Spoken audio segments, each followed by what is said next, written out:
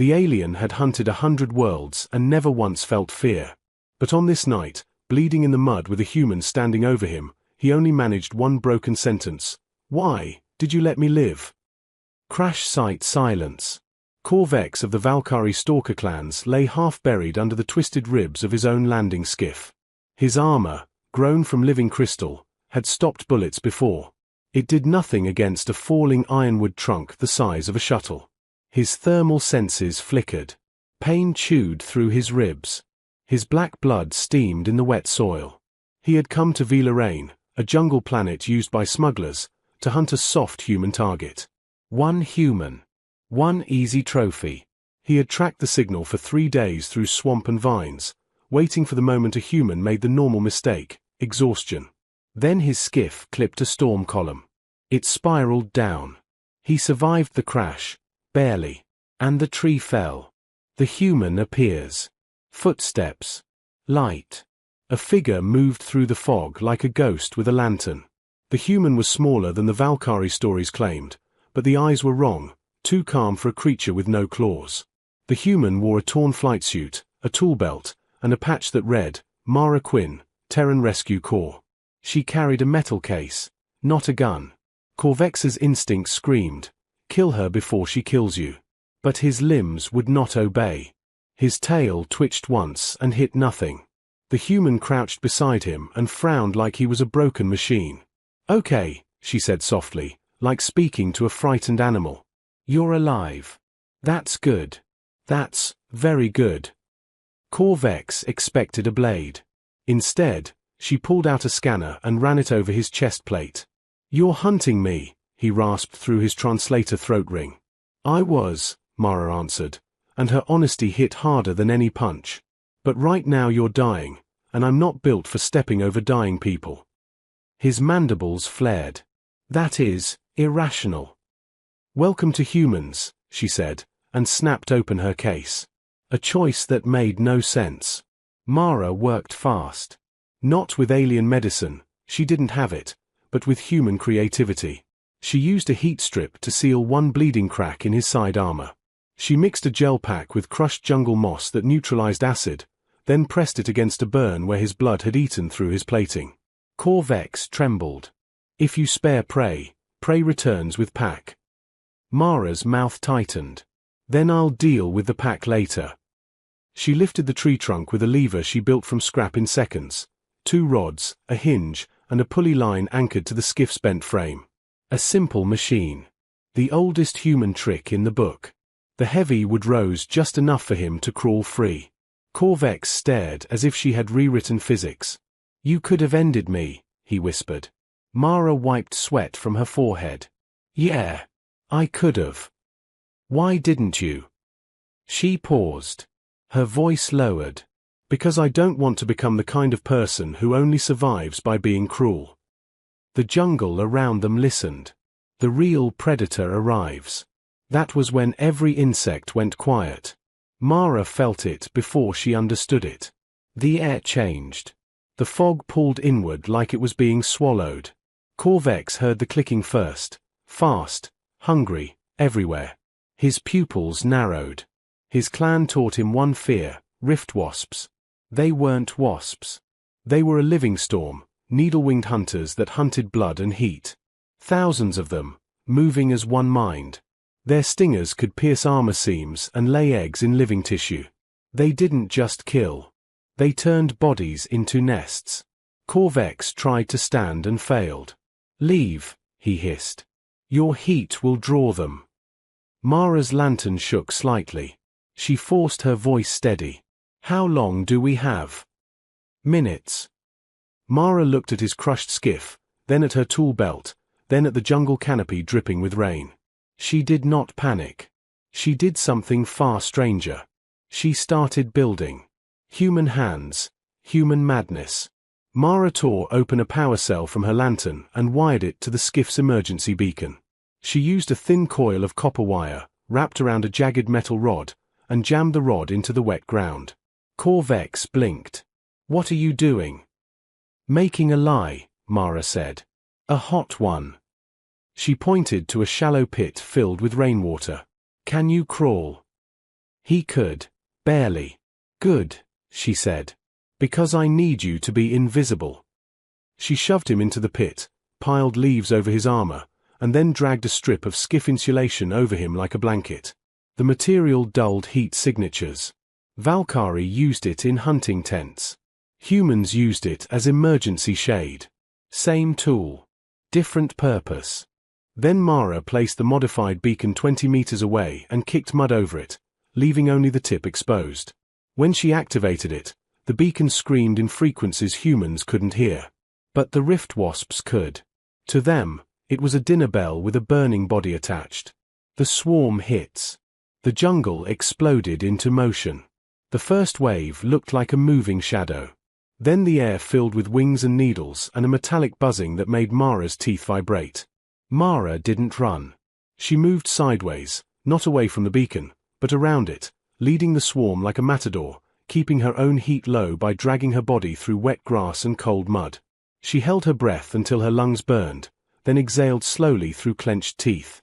The swarm slammed into the beacon. They stabbed it. They swarmed it. They tried to feed on it. Mara triggered the second phase. The beacon's power cell overloaded, just enough to release a burst of electric discharge into the ground rod. The wet earth carried the shock like a river. A bright crackle tore through the swarm's lowest layer. Hundreds fell. Then thousands. The rift wasps didn't understand traps. They only understood hunger. And hunger made them stupid. A hunter watches a miracle. From beneath leaves and mud, Corvex watched the human crawl out of the grass like a survivor from a nightmare. Her face was streaked with dirt, her hands shaking, her eyes bright with focused fury. She had saved him again. Not with strength. Not with weapons. With ideas. With nerve. With the kind of stubborn courage that refused to accept impossible. The swarm scattered, confused, broken into smaller clouds that fled into the trees. Mara collapsed beside the pit, breathing hard. Okay, she whispered. Okay, we're not dead. Corvex rose slowly, dripping water and leaves like a creature born from the swamp. He stared at her as if she was the predator now. You used the world itself, he said. Mara coughed a laugh. Yeah, that's kind of our thing. He stepped closer, voice rough, confused in a way he had never been confused before. Human, he said. I hunted you. I would have killed you. Mara met his eyes without flinching. I know. Corvex's mandibles trembled. His question came out like pain. Why did you let me live? Mara looked toward the dark jungle where more dangers waited, and her answer was quiet but sharp as steel. Because I think you can change. And for the first time in his life, Corvex didn't know whether to be insulted or saved. The pact of two enemies. They moved before the swarm regrouped. Mara kept her lantern low and her steps measured. Corvex limped beside her, pride broken into something new, attention.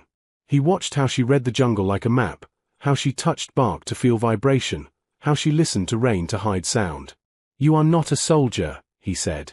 Mara shook her head. Rescue engineer. I build exits where none exist. Corvex's throat ring crackled. On Valka, we hunt to prove worth. Mercy is weakness. Mara stopped and pointed at his cracked armor. And where did proving worth get you? He had no answer. So they kept walking. The bigger threat reveals itself. They found it at dawn, a clearing full of metal bones. Not Mara's ship.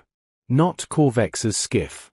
A Valkyrie extraction rig, half buried, its drill arms sunk into the planet like claws. Alien banners hung from the wreckage. The rig had been attacking the ground itself, pulling up crystalline fuel from Villarain's core. Mara's face went pale. That's why the storms are getting worse. Corvex stared, horror creeping into his posture. This rig belongs to my clan's war chief. Mara turned to him. So you weren't just hunting me. Corvex's voice tightened. They sent me to remove witnesses. Humans interfere. Humans report. Humans unite. Mara's jaw clenched. They're mining a living planet until it breaks.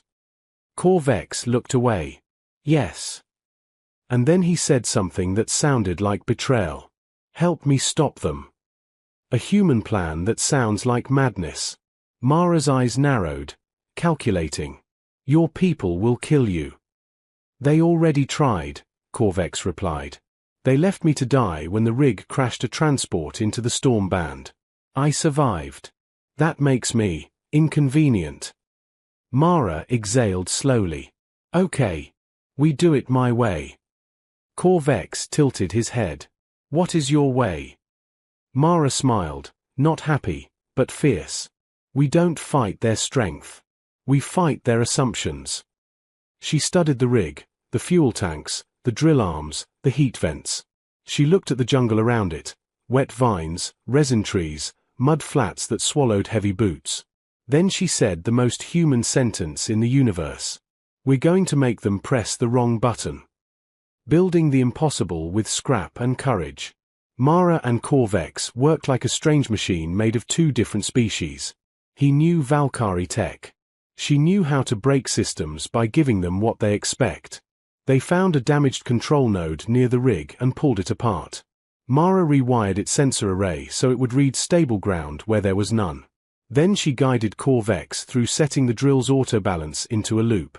It will keep correcting itself, Mara said, hands moving fast. Over and over. And then? Corvex asked. Mara pointed to the mudflats beside the rig. Then it will step into quick mud thinking it's solid. Corvex's mandibles opened slightly. That would sink the drill arm. And when the drill arm sinks, Mara continued, the rig panics and vents heat to stabilize. That heat ignites the fuel mist we release here. She tapped the cracked tank seam. And boom, she finished. Rig goes down without us shooting a single bullet. Corvex stared. This is not war. This is trickery. Mara looked him dead in the eyes. It's survival. And survival is a human art. The moment of truth. They waited until Valkyrie workers arrived, tall figures in dark armor, confident, laughing as they walked into the clearing like gods. Mara and Corvex hid in the vines above. A commander barked orders. The drill arms began to move. Mara held her breath. The rig adjusted. Corrected. Adjusted again. Then the left drill foot stepped onto the mudflat. It sank. The rig tried to compensate, exactly as Mara predicted. Heat vents opened. A cloud of fuel mist, leaking from Mara's carefully widened seam, drifted through the vent stream. Mara whispered, now. Corvex tossed a small spark stone, primitive, simple, perfect. The clearing flashed white. The explosion wasn't loud at first. It was violent. A shockwave punched the jungle. Metal screamed. The drill arm snapped like a bone. The rig collapsed into the mud, drowning in the very ground it tried to steal from. Valkyrie warriors stumbled, shouting, suddenly mortal. Humans arrive, not to destroy, but to save. Mara triggered her emergency transmitter, the one she'd been repairing since her crash. A signal flared into orbit. Minutes later, Terran rescue drones dropped through the clouds, small, fast, bright lights cutting through rain. The drones didn't fire. They scanned. They deployed foam barriers. They sealed chemical leaks. They saved the jungle from burning. Corvex watched, stunned. Your people, they do not take trophies, he said. Mara's voice softened. We take responsibility. A drone hovered close and projected a calm voice. Terran Rescue Corps. Stand down. Medical assistance inbound. Corvex took a step back. They will arrest me. Mara shook her head. No. They'll ask questions. And you'll answer. Corvex stared at the burning wreckage, then at the humans saving the forest, then at Mara, this small, stubborn creature who turned mercy into a weapon. He lowered his head. I asked why you spared me, he said. Mara nodded. Yeah. Corvex's mandibles trembled as if the words were heavy.